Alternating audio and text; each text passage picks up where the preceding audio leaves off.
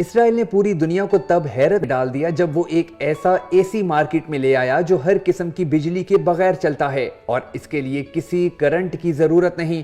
آپ بس بٹن آن کریں اور یہ ہوا میں موجود گیسز سے چلنا شروع کر دے گا۔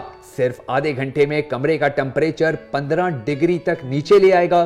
اس سے پہلے اسی ملک نے دیوار کے پیچھے دیکھنے کی ٹیکنالوجی لانچ کی تھی۔ آپ اس ٹیکنالوجی سے نہ صرف دیوار کے پیچھے موجود لوگوں کو دیکھ سکتے ہیں بلکہ ان کی عمر کے سائز اور حرکات و سکنات بھی نوٹ کر سکتے ہیں۔ یہ ملک روزانہ دنیا کو کوئی نہ کوئی نئی ایجاد دے رہا ہے۔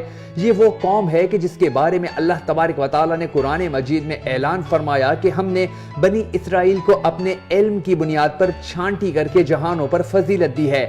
آپ دنیا کے کسی شعبے کی کوئی بھی چیز اٹھا کر دیکھ لیں، آپ کو اس کے پیچھے اسی ملک کی کمپنی، لیبارٹری یا کوئی سائنسدان ملے گا۔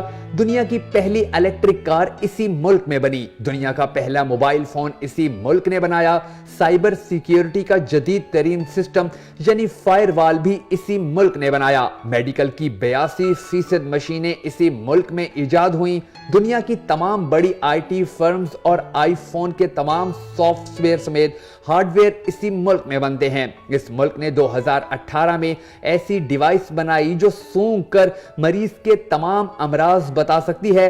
یہ ڈیوائس سنف فون کہلاتی ہے۔ مفلوج لوگوں کے لیے ری واک کے نام سے مشین بنائی اور مفلوج لوگوں نے اس مشین کے ذریعے باقاعدہ چلنا پھرنا شروع کر دیا۔ کیپسول سائز کا پل کیمرہ بنایا، مریض یہ کیپسول نگلتے ہیں اور کیمرہ ان کے جسم کے سارے اندرونی اعضاء کا جائزہ لے کر باہر آ جاتا ہے۔ اسی ملک نے دل کے لیے ربڑ جیسا فلیکسیبل سٹنٹ بھی بنایا۔ یہ ایجاد اب تک کروڑوں لوگوں کی جان بچا چکی ہے۔ دنیا کو پہلا ICQ اسی ملک نے 1996 میں دیا تھا۔ یہ ایجاد دنیا میں سوشل میڈیا کا آغاز ثابت ہوئی۔ دنیا کی پہلی USB اسی ملک نے بنائی۔ صحرا میں فصلیں اگانے کے لیے نیٹ اے فارم جیسا ایریگیشن سسٹم بنایا اور اس سسٹم نے صحراؤں کو کھیتوں میں بدل دیا۔ اس ملک نے ہوا سے پانی بنانے کی ٹیکنالوجی واٹر جن بھی متعارف کروائی۔ کیڑے مکوڑے مارنے کی محفوظ ترین ٹیکنالوجی بایوبی بھی اسی ملک نے بنائی۔ دنیا کو نیویگیشن یعنی GPS کا سسٹم بھی اسی ملک نے دیا، جس کے ذریعے دنیا بھر کے مسافر دوسروں کی مدد کے بغیر اپنی منزل مقصود تک پہنچ جاتے ہیں۔ اسی ملک نے انسانوں اور جانوروں کی شناختی ڈیوائسز بنائیں اور خوراک، کپڑوں، جوتوں اور سواری کے نئے سسٹم بھی متعارف کروائے۔ آپ Amazon سے لے کر اوبر تک کسی بھی کمپنی کے سافٹ ویئر کا مطالعہ کر لیں، آپ کو اس کے پیچھے اسی ملک کے ذہین ترین ماہرین ملیں گے۔ آپ اس چھوٹے سے ملک کو دیکھیں اور اس کے بعد پاکستان کو دیکھیں۔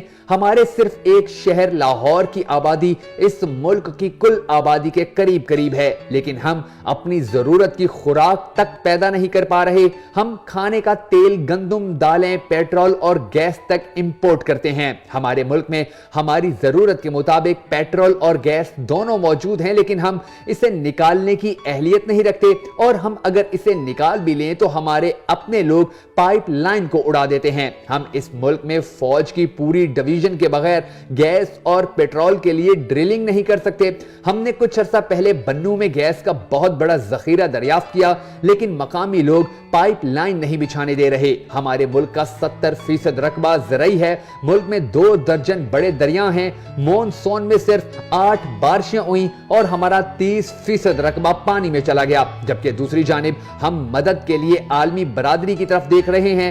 ہم آج بھی metro, overhead railway, PIA، motorways اور انٹر سٹی بس سروس پر جھگڑ رہے ہیں۔ ہم ملک میں ویکسین تک نہیں بنا پا رہے، اپنے بچوں کو پولیو کے قطرے تک پلانے کے لیے تیار نہیں ہیں، اور ہمارے اندر گلیوں کا کوڑا تک اٹھانے کی اہلیت نہیں۔ آپ ملک کا کوئی ایک صاف ستھرا کونا دکھا دیں یا کوئی ایک شہر بتا دیں جس کے شہریوں کو صاف پانی اور اصلی خوراک مل رہی ہو۔ آپ دل پر ہاتھ رکھ کر جواب دیجئے، کیا ہمیں قوم کہلوانے کا حق حاصل ہے یا نہیں؟